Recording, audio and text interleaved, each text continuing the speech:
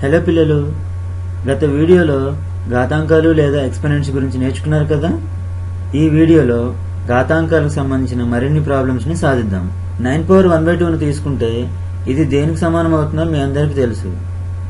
9/1/2 = 3 అవుతుంది.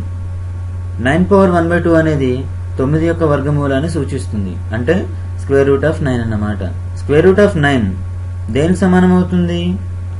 √9 = 3 అవుతుంది.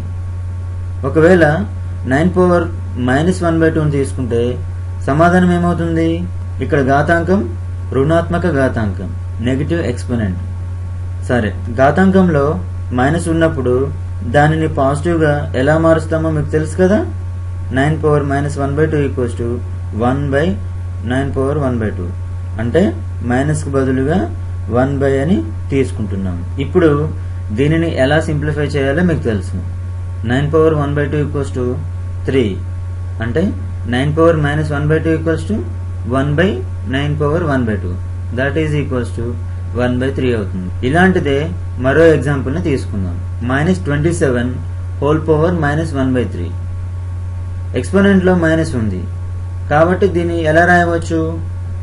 -27 (-1/3) = 1/-27 (-1/3).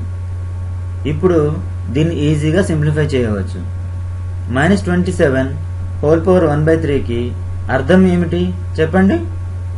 ఏదైనా ఒక నెంబర్ ని తీసుకొని దానితోటే 3 టైమ్స్ మల్టిప్లై చేస్తే మనకు -27 రావాలి. అంటే ఏదైనా ఒక నెంబర్ క్వశ్చన్ మార్క్ తీసుకుంటున్నాము, into question mark equals to -27 రావాలి. 3³ = 3 × 3 × 3, that is equals to 3 3s are 9, 9 3s are 27. Therefore 3³ = 27. ఇది మీకు తెలుసు కదా. ఒకవేళ -3³ ని తీసుకుంటే ఏమవుతుంది? -3³ = -3 × -3 that is equals to -+,